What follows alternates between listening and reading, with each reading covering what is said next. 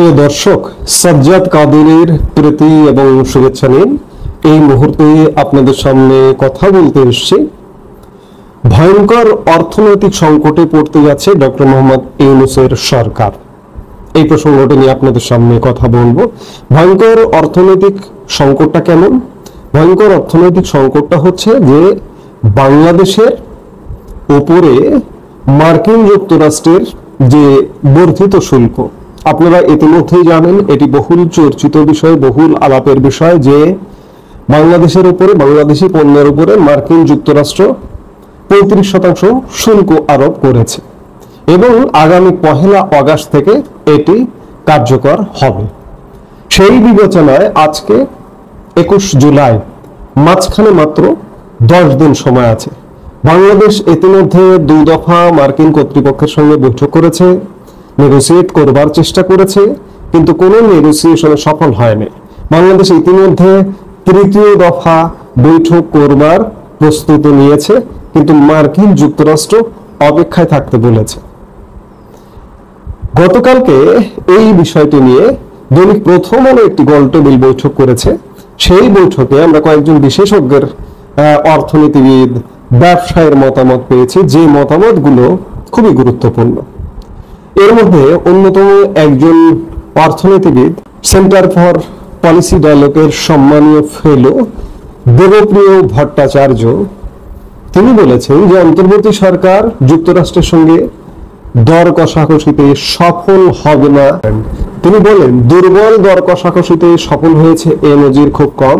একটি অসমন্বিত সরকার তার সবচেয়ে বড় সুযোগগুলো কাজে লাগাতে পেরেছে বলে এমন উদাহরণ নেই। এটি এমন একটি সমন্বয়হীন সরকার যার বিভিন্ন কাজের নেতৃত্বে কে আছেন এটা বোঝা যায় না। বর্তমানে যেহেতু সরকার দুর্বল, সেহেতু শুল্কের আলোচনায় দুর্বলতার ঘাটতি পূরণ করতে বিশেষজ্ঞ ও অংশীজনদের সম্পৃক্ত করা প্রয়োজন ছিল। এখানে সেটি হয়নি। তাই আমি বলি, এত নির্দোষ, নিরপরাধ ও নিষ্পাপ সরকার আমি আগে দেখিনি। একই বৈঠকে হামিম গ্রুপের ব্যবস্থাপনা পরিচালক একে আজাদ ক্ষোভ প্রকাশ করে বলেন, গত 40 বছর ধরে ব্যবসায় রপ্তানি খাতে এমন সংকট কখনো দেখিনি। আমরা ব্যবসায়ীরা এই খাতকে সম্মানজনক অবস্থানে নিয়ে এসেছি, কিন্তু এখন হতাশ ও ক্ষুব্ধ। হামিম গ্রুপের একে আজাদ বলেছেন 40 বছরের কথা। বাংলাদেশের গার্মেন্টস, বাংলাদেশের প্রধান রপ্তানি পণ্য গার্মেন্টস, সেই গার্মেন্টসের বয়স প্রায় 40-45 বছরই হবে। অর্থাৎ এই 40 বছরে কখনো বাংলাদেশ এমন সংকটে দেখেনি। দেখুন, বাংলাদেশ যে এই শুল্ক কমানোয় সফল হবে না, মাঝখানে মাত্র 10 দিন আছে, এটি একদম পরিষ্কার। কারণ দেবপ্রিয় ভট্টাচার্য ইতিমধ্যে বলেছেন যে এই সরকার সফল হবে না। সফল হবে না মানে বাংলাদেশের কপালে, বাংলাদেশের রপ্তানি কপালে এক চরম দুর্ভাগ্য নেমে এলো। যদিও সরকার সান্ত্বনা পাওয়ার চেষ্টা করছে যে পৃথিবীর অনেক দেশই এখনো পর্যন্ত চুক্তি সম্পন্ন করতে পারেনি, কিন্তু অনেক দেশ আর বাংলাদেশ ভিন্ন। অনেক দেশ আলাপ আলোচনা সমঝোতায় বহুদূর এগিয়ে গেছে। এতই অনভিজ্ঞ সরকার, সরকারের এই আলাপে নেগোসিয়েট করেছে কে? বাণিজ্য উপদেষ্টা, একজন জাতীয় নিরাপত্তা উপদেষ্টা, আর সরকারের সচিব বা বাণিজ্য মন্ত্রণালয় সংক্রান্ত সচিব। এখানে কোনো লবিস্ট নিয়োগ করা হয়নি। পৃথিবীর দেশে দেশে লবিস্ট নিয়োগ করা হয়েছে, কিন্তু এই বিষয়টাকে ইউনূস সরকার এত হালকাভাবে নিয়েছেন, যার কারণে মার্কিন যুক্তরাষ্ট্রে আমাদের ব্যবসা বন্ধ হবার উপক্রম।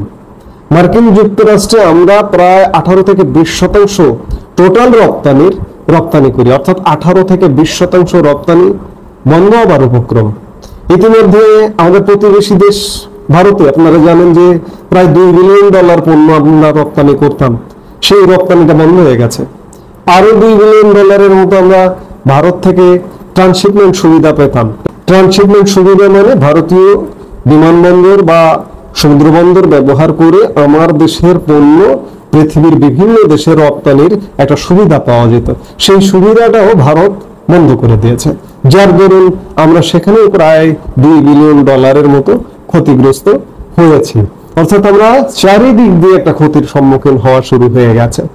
মার্কিন যুক্তরাষ্ট্রের শুল্ক নিয়ে যখন আমরা সেটেল করতে পারছি না, তখন আমরা কিন্তু একটা ভয়ঙ্কর অর্থনৈতিক বিপদের মধ্যে পড়ে যাচ্ছি। গতকাল হামিম গ্রুপের এমডি প্রথম আলোর গোলটেবিল বৈঠকে আরো একটি কথা বলেছেন যে তার রপ্তানির সিংহভাগই মার্কিন যুক্তরাষ্ট্রে।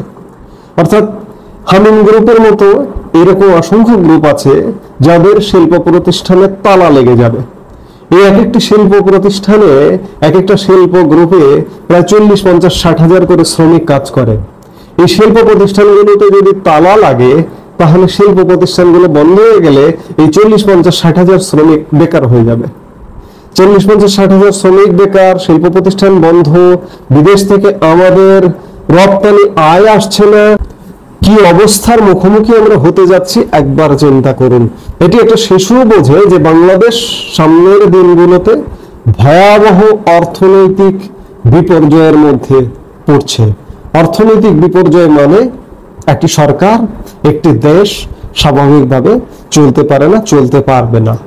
সামনে দুর্ভিক্ষ নিশ্চিত, এবং দুর্ভিক্ষ থেকে নানা রকম সামাজিক অস্থিরতা, ইতিমধ্যে সামাজিক অস্থিরতা তৈরি হয়ে গেছে। সামনের দিনগুলোতে মানুষ যখন বেকার হয়ে যাবে, এই যখন অবস্থা, তখন আসলে প্রশ্ন এসে যায় যে সরকারটি আসলে কি করছে, কি করতে পারে।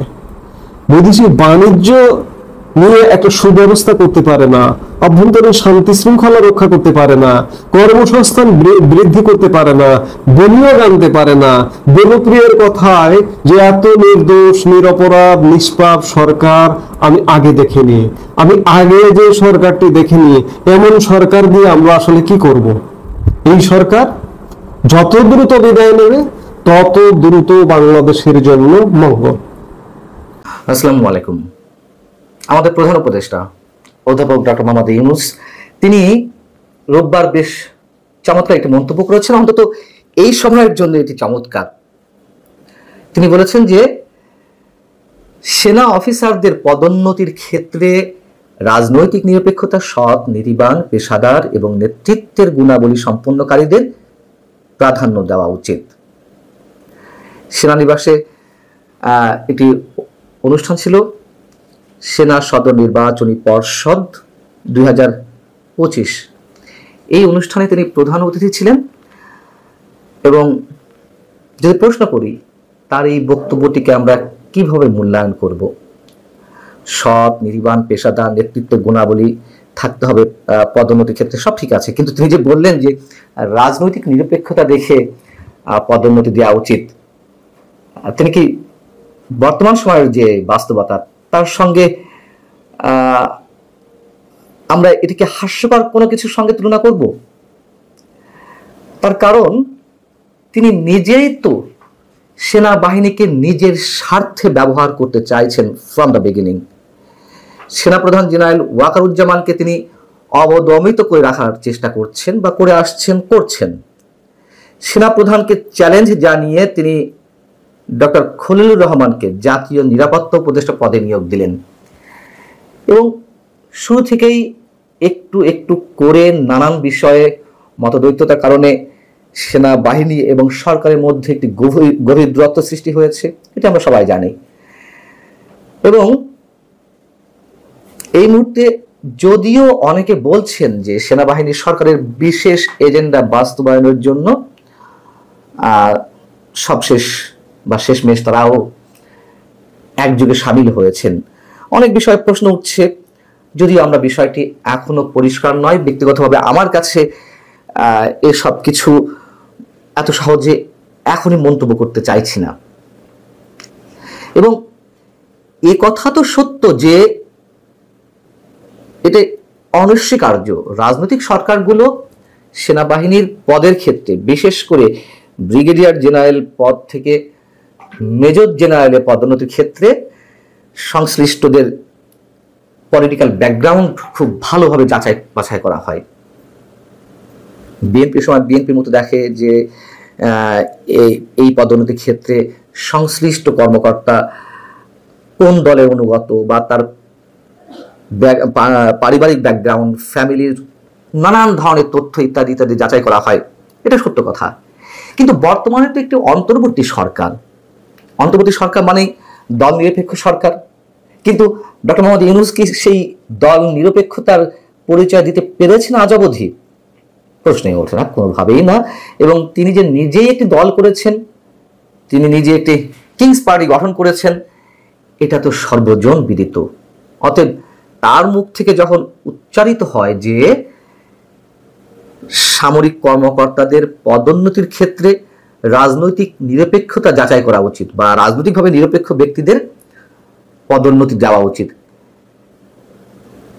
এটা সত্যিই আমাদের কাছে তামাশাপূর্ণ বলে মনে হয়। যেমন গয়েশ্বরচন্দ্র রায়, বিএনপি স্থায়ী কমিটির সদস্য, তিনি মুন্সিগঞ্জে বিএনপি একটি অনুষ্ঠানে বেশ চমৎকার একটি মন্তব্য করেছেন, চমকপ্রদ এই সময়ের জন্য এবং চরম বাস্তবতা সম্মত। তিনি বলছেন যে আওয়ামী লীগ নেই, এরপর বিএনপিও থাকবে না, তাহলে কি ৭১-এর রাজাকাররা দেশ চালাবে? ভয়ঙ্কর একটি কথা বলেছেন, স্পষ্টভাবে বলেছেন। আমার মনে হয় গত 11.5 মাস বা প্রায় 1 বছর সময়ের মধ্যে এমন সরাসরিভাবে এ ধরনের মন্তব্য কেউ করেননি। হয়তো ভেঙে চুরে বলেছেন, একপাক্ষিকভাবে বলেছেন, নিজেদেরটা বলেছেন, কিন্তু এইভাবে স্পষ্টভাবে বলা যে আওয়ামী লীগ নেই, বিএনপিও থাকবে না, তার মানে কি রাজাকারেরা দেশ চালাবে? বর্তমান সরকারের সামনে পেছনে স্বাধীনতা বিরোধী শক্তি যে শক্ত অবস্থানে রয়েছে, এটাতে নতুন করে কিছু বলার প্রয়োজন নেই। কাদের মাধ্যমে সরকার পরিচালিত হচ্ছে তাও সবার কাছে স্পষ্ট। যতদূর জানি, গয়েশ্বরচন্দ্র রায় নিজেও একজন মুক্তিযোদ্ধা এবং একজন মুক্তিযোদ্ধার পক্ষে বর্তমানে যা কিছু চলছে সেটা কোনোভাবেই মেনে নেওয়া সম্ভব নয়, তিনি যে দলেরই হন না কেন। গত প্রায় 1 বছরে মুক্তিযুদ্ধের সব ধরনের ইতিহাস মুছে ফেলার একটা প্রাণান্তকর চেষ্টা চলছে, এটিও নিশ্চয় নতুন করে কিছু বলার নেই। শুধুমাত্র নামকো আসতে ৭১-এর শহীদদের, বীর শহীদদের স্মরণ করা হচ্ছে, করতে হয় তাই করা রাষ্ট্রীয় প্রোটোকল অনুযায়ী। যদি এই বিষয়টি রাষ্ট্রীয় প্রোটোকলের মধ্যে না থাকতো, ওই স্মরণটুকুও করা হতো না, এটুকু আমরা নির্দ্বিধায় বলতে পারি। যেমন ডক্টর মোহাম্মদ ইউনূস রোববারের সেনানিবাসে অনুষ্ঠানেও তিনি ৭১-এর মুক্তিযুদ্ধে যারা প্রাণ দিয়েছেন সেনা সদস্যরা, সেই বীর শহীদদের তিনি স্মরণ করেছেন। গয়েশ্বরচন্দ্র রায় যেভাবেই বলুন না কেন, যেভাবেই হোক না কেন, তিনি আওয়ামী লীগের নাম উচ্চারণ করেছেন। আওয়ামী লীগ পরবর্তীতে এসে স্বৈরাচার হোক কিংবা ফ্যাসিবাদ হোক, বাস্তবতা তো ৭১-কে আওয়ামী লীগ বাদ দিয়ে তো ৭১-এর ইতিহাস নির্মাণ করা যাবে না, বঙ্গবন্ধুকে বাদ দিয়ে ৭১-এর ইতিহাস নির্মাণ করা যাবে না, লেখাও যাবে না কোনোভাবে। বঙ্গবন্ধুর সমাধি গুড়িয়ে দেওয়ার চেষ্টা চলছে, নানান ধরনের উস্কানি আমরা শুনতে পাচ্ছি। ঠিক একইভাবে বিএনপি প্রতিষ্ঠাতা সাবেক রাষ্ট্রপতি জিয়াউর রহমানের নামও মুছে ফেলার এক ধরনের চেষ্টা শুরু হয়েছে। বঙ্গবন্ধুর সমাধি যেমন মাটির সাথে মিশিয়ে দেওয়ার একটা চক্রান্ত চলছে, ঠিক তেমনই নাকি সংসদ ভবনের পাশে অবস্থিত জিয়াউর রহমানের সমাধিও মাটির সাথে গুড়িয়ে দেওয়ার একটা কথাবার্তা গুঞ্জন আমরা নানানভাবে শুনছি। এটি একটা এক্সাম্পল দিলাম, সর্বোচ্চ পর্যায় থেকে একটা এক্সাম্পল, এর বাইরে আরো অনেক কিছু চলছে। এখন যদি বিএনপি আসলে এই মুহূর্তে বুঝে উঠতে পারে যে আসলে বর্তমান বাস্তবতায় কোন জায়গায় আমরা রয়েছি, কোথায় বাংলাদেশ যেতে চলেছে, কোন আদর্শকে ধারণ করে বিশেষ একটি গোষ্ঠী তারা সবকিছু নিয়ন্ত্রণ করছে, বুঝলে ভালো। আওয়ামী লীগের নেতাকর্মীদের বিচার হবে নানান অপরাধের কারণে, বারবার আমরা তো বলি, এটি অস্বীকার করার কোনো কায়দা নেই, সমর্থন না করার কোনো কায়দা নেই, কিন্তু সেটি করার নামে যা কিছু চলছে সেই চলার ধারাবাহিকতায় যে বিএনপিকেও জড়িয়ে ফেলা হচ্ছে, বিএনপির অস্তিত্ব সংকটের সম্মুখীন, এটি বিএনপি নেতারা যদি বুঝে থাকেন ভালো, যেমনটি স্পষ্ট উচ্চারণ করেছেন গয়েশ্বরচন্দ্র রায়। এখন তার একটি ব্যক্তিগত উপলব্ধি হয়ে থাকলে সেটিও ভালো, যদি দলীয়ভাবে এই উপলব্ধি তারা করে থাকে এবং সেইভাবে রাজনীতির মাঠে তারা অবস্থান নিতে পারে, তাহলে অবশ্যই এই মুহূর্তে আমাদের সবার জন্য ভালো।